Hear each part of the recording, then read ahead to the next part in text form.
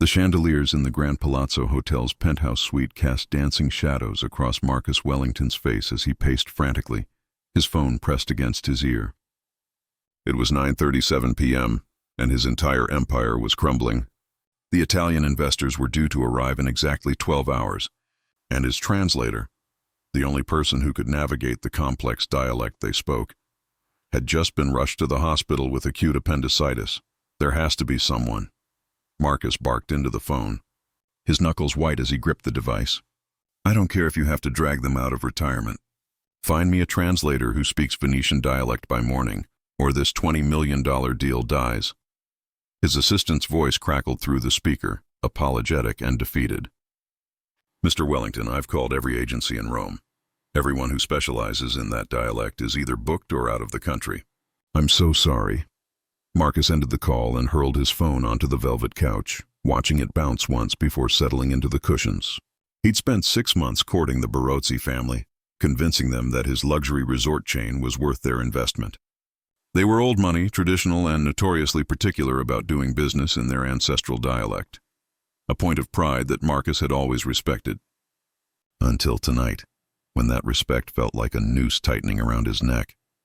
The suite felt enormous and suffocating all at once. Floor-to-ceiling windows overlooked the glittering lights of Rome, but Marcus saw none of its beauty. He saw only the ghost of his father's disappointed face, the board members who'd doubted him, the competitors who'd loved to see him fail. At 42, he'd built Wellington Resorts from a single boutique hotel into an international brand. This deal would cement his legacy. Without it, he'd lose the momentum that had taken him a decade to build. Soft knock interrupted his spiral of anxiety. Housekeeping, came a gentle voice from the hallway. Marcus had forgotten he'd requested fresh towels an hour ago. He opened the door to find a woman in her late 50s, her gray-streaked dark hair pulled back in a neat bun, pushing a cart laden with linens. She wore the hotel's standard uniform, a simple black dress with a white apron, and carried herself with a quiet dignity that made Marcus pause despite his turmoil. Please. Come in, he said, stepping aside. I apologize for the mess. The woman, her name tag read Rosa, smiled warmly as she entered. No need to apologize, signore. I have seen much worse. Her English was accented but clear, with a musical quality that reminded Marcus of summer rain. As Rosa moved efficiently through the suite, replacing towels and straightening items Marcus hadn't realized he'd knocked askew, he returned to his pacing. He picked up his laptop, scrolled through his contacts for the 100th time, and slammed it shut again. Nothing. No one. The deal would collapse before it even began, all because of a missing translator. Forgive me for saying so, signore. Rosa's voice drifted from the bathroom. But you seem troubled. Marcus let out a bitter laugh. Troubled? That's one word for it. My entire future is hanging by a thread, and I'm watching it unravel because I can't find one person who speaks a specific Italian dialect. Rosa emerged, carrying an armful of used towels. She paused, studying his face with an intensity that caught him off guard. Which dialect? Venetian, Marcus said absently, running his hands through his hair. Old Venetian, actually. The kind nobody speaks anymore except stubborn old families who refuse to let tradition die. He immediately regretted the harsh words. I'm sorry. I didn't mean the Barozzi family, Rosa said softly. Marcus froze. How did you know? A strange expression crossed Rosa's face. Part memory, part pain, part something he couldn't identify. She set down the towels and folded her hands in front of her, suddenly looking less like a cleaning lady and more like someone carrying a secret too heavy to bear alone. Because, she said slowly, I was born Rosa Barozzi. The words hung in the air like a held breath. Marcus stared at her, certain he'd misheard. That's impossible. The Barozzi family is one of the wealthiest in Venice. You're a hotel cleaning lady? Rosa finished, a sad smile playing at her lips. Yes, and also the youngest daughter of Alessandro Barozzi, though he would sooner die than acknowledge me now. She moved to the window, her reflection ghostly in the dark glass. Perhaps we should sit, signore. It is not a short story. Marcus found himself sinking into the couch, his crisis momentarily forgotten in the face of this impossible revelation. Rosa settled into the chair across from him. her posture straight despite the late hour and the weight of whatever confession she was about to make. "I was 23 when I fell in love with a man my father considered beneath us," Rosa began, her voice steady but distant, as if she were reading from someone else's life. "Luca was a carpenter, brilliant with his hands, with a laugh that made the whole world feel lighter. But he had no title, no fortune, no family name that mattered to my father. When I refused to give him up, my father gave me an ultimatum: Luca or the family. I chose love." She paused, her fingers twisting in her lap. "My father was a man of his word. He had me erased from every family record, every photograph, every mention. To the Barozzi family, I died the day I walked out of the palazzo with nothing but the clothes on my back and my mother's silver locket." Marcus leaned forward, transfixed. "What happened to Luca?" Rosa's smile was bittersweet. "We had 30 beautiful years together before cancer took him. We lived simply. He built furniture, I cleaned homes, then hotels. We never got rich, but we were happy. We had 2 sons who grew into good men, and 4 grandchildren who light up my world." She looked up, meeting Marcus's eyes. "I never regretted my choice, signore. Not once. But I would be lying if I said it didn't hurt to lose my entire family over something as simple as love." "Does your family know where you are?" Marcus asked. "No, and they wouldn't care if they did. To them I am a ghost." She straightened, some of her sadness giving way to determination. "But I still speak our dialect, signore. I speak it with my sons, to keep that part of my heritage alive. I may not be a Barozzi in their eyes, but the language of my childhood still lives in my mouth." Marcus felt his heart hammering. "Rosa, I know this is asking the impossible, but the investors arriving tomorrow, they're Barozzi family members. Your family. If you could translate—" "My brother," Rosa whispered, her face going pale. "It will be my brother, won't it? Antonio? He always handled the international investments. And his son, Carlo," Marcus confirmed. "They're the ones with signing authority." Rosa stood abruptly, walking back to the window. For a long moment she said nothing, and Marcus feared he'd pushed too far. When she finally spoke, her voice was barely audible. "Antonio was 15 when I left. He cried when father threw me out. He tried to stop him. I have not seen him in 34 years. "You don't have to do this," Marcus said quickly, standing. "I shouldn't have asked." "It's too much." "No." Rosa turned, and there was a fire in her eyes that transformed her entire face. "No, you need help and I can provide it. Besides," she added, her voice taking on a wry tone, "perhaps it is time for the ghost of Rosa Barozzi to make herself known one more time." The next morning arrived with cruel brightness. At 10:15 a.m., Marcus stood in the hotel's private conference room, his palms sweating as he adjusted his tie for the 3rd time. Rosa sat beside him, no longer in her cleaning uniform, but dressed in a simple navy suit she'd brought from home. She'd transformed her appearance subtly but completely, her hair arranged in an elegant twist, a touch of makeup that highlighted rather than concealed her age, and her mother's silver locket visible at her throat. "Are you sure about this?" Marcus asked quietly. "We can still cancel." Rosa's hands trembled slightly in her lap, but her voice was firm. "I am not sure about anything, signore. But I am here, and that will have to be enough." The door opened and Marcus's assistant entered, followed by 2 men. The older one, perhaps in his late 60s, had Rosa's same strong nose and dark eyes. The younger, early 40s, impeccably dressed, carried himself with the confidence of someone who'd never known financial worry. "Mr. Wellington," the younger man said in thickly accented English, extending his hand. "I am Carlo Barozzi, and this is my father, Antonio." Marcus shook their hands, noting how Antonio's gaze slid past him to Rosa and then froze. The older man's face went through a progression of emotions so quickly Marcus could barely track them: confusion, recognition, shock, and something that might have been grief. "Per l'amor di Dio," Antonio breathed, the words falling from him like a prayer. "Rosa?" Carlo looked between his father and Rosa, confused. Rosa stood slowly, her hands clasped tightly together.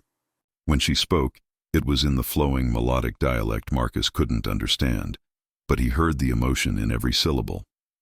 Antonio's response came in a rush of the same dialect, his voice breaking. Carlo grabbed his father's arm, speaking rapidly in modern Italian, clearly demanding to know what was happening. Rosa answered him, still in the old dialect, and Marcus watched as Carlo's confusion turned to astonishment. "This is my aunt. Carlo asked in English, looking at Marcus. My father's sister who died before I was born? I never died, Rosa said quietly, switching to English. I was simply erased. The room fell into a heavy silence. Antonio sank into a chair, his hands shaking as he covered his face. When he looked up, tears streaked his cheeks. He spoke again in Venetian, the words tumbling out desperately, and Rosa listened, her own eyes glistening. What's he saying? Marcus asked softly. Rosa's voice was thick with emotion. He says father destroyed every picture, every letter, every mention of me. He told everyone I died in an accident. Antonio tried to find me for years, but he didn't know where to look. When father died 5 years ago, Antonio wanted to search again, but mother begged him not to. She said the pain of losing me once was enough. She couldn't bear to be rejected by me if I had built a new life and wanted nothing to do with them. Your mother is alive? Rosa gasped. Antonio nodded vigorously, speaking rapidly.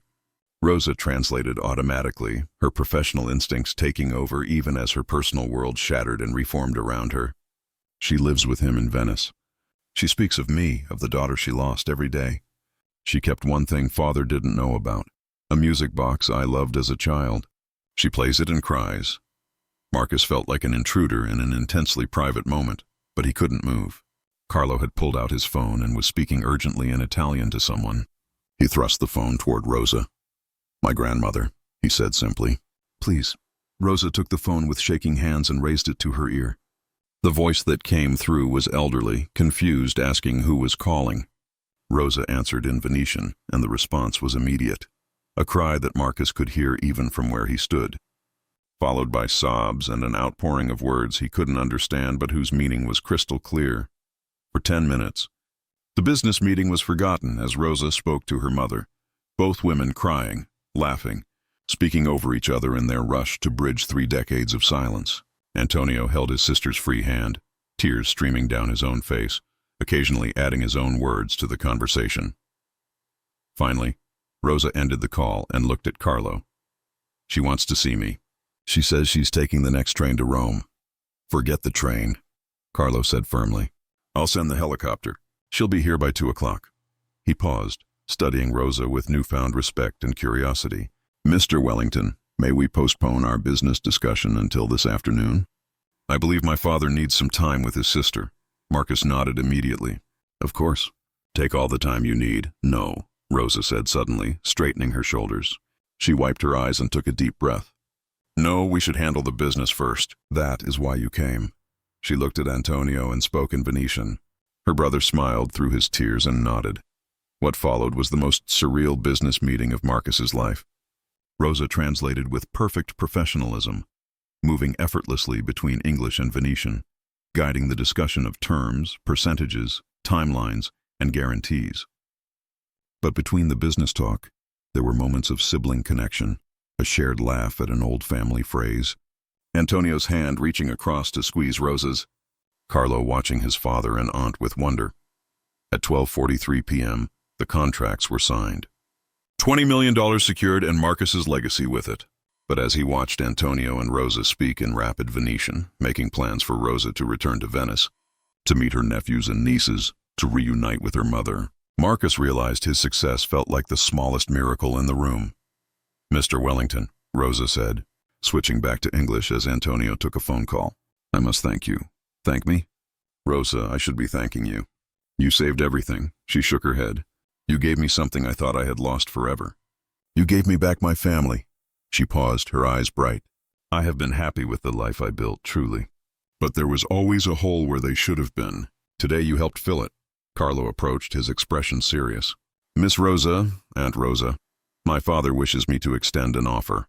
The Barozzi family has businesses throughout Italy and Europe. We often need translators, cultural consultants, people who understand both old traditions and modern business. We would like to offer you a position if you're interested. Rosa laughed, the sound light and free. I am a hotel cleaning lady, Carlo. I have no business experience.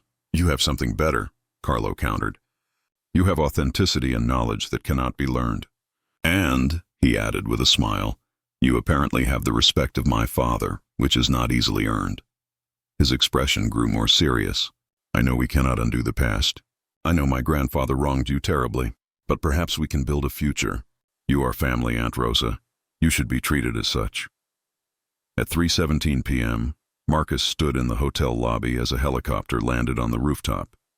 He'd insisted that Rosa use the penthouse suite to reunite with her mother in privacy. Now he watched as Antonio, Carlo, and Rosa rode the elevator up. Rosa's hand clasped tightly in her brother's. His assistant approached with a tablet full of messages and next steps, but Marcus waved her away. Some moments were more important than business. Later that evening, Marcus received a knock on his new room door. Rosa stood there, her face glowing despite the evident exhaustion in her eyes. Behind her, he could hear voices and laughter from the penthouse suite. "I wanted to tell you personally," Rosa said. "I am giving my notice at the hotel. Carlo has hired me as a family liaison and cultural consultant. I will split my time between Rome and Venice." She paused, emotion flickering across her face. "My mother, she held me for an hour and wouldn't let go. She kept saying she knew I wasn't dead, that a mother knows these things. I'm happy for you, Rosa," Marcus said sincerely. "You deserve this reunion. What about you, Mr. Wellington? You have your deal, your success. Are you happy?" Marcus considered the question. He thought about his empty apartment in New York, his calendar full of meetings but empty of meaning, his life built on achievements but lacking connection. "I'm successful," he said carefully. "Maybe happiness is something I need to work on." Rosa smiled knowingly. "You know, Signore, I learned something in my 30 years with Luca. Success measured in money is success that disappears with the next bad quarter. Success measured in love and family, in moments of true connection. That is success that endures." She reached out and patted his arm. "Find your Luca, Mr. Wellington. Find the thing that matters more than the deal." 3 months later, Marcus stood in Venice, the morning sun turning the canals to liquid gold. He'd been invited to the Barozzi family palazzo for a celebration, Rosa's official reinstatement into the family records, a ceremony where her name would be restored to every document from which it had been erased. The palazzo was magnificent, centuries of wealth evident in every marble column and gilt frame. But Marcus found himself most moved by the sight of Rosa standing with her mother, their arms around each other, both wearing matching silver lockets. Antonio approached with wine glasses, offering one to Marcus. "Thank you," he said in careful English, "for bringing my sister back to me." "I think she brought herself back," Marcus replied. "I just happened to need a translator." Antonio laughed. "Perhaps.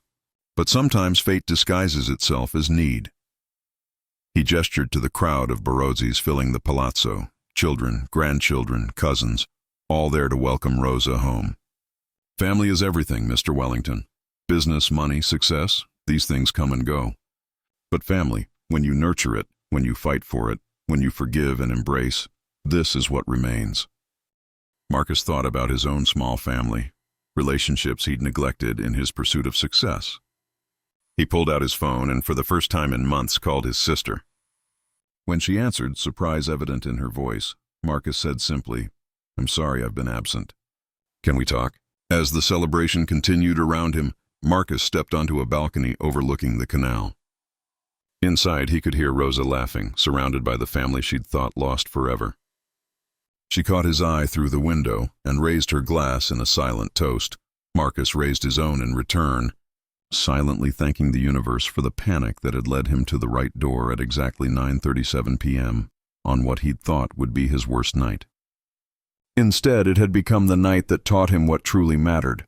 A cleaning lady with a secret had saved more than his business deal. She'd reminded him what success really meant. And in doing so, she'd saved him too.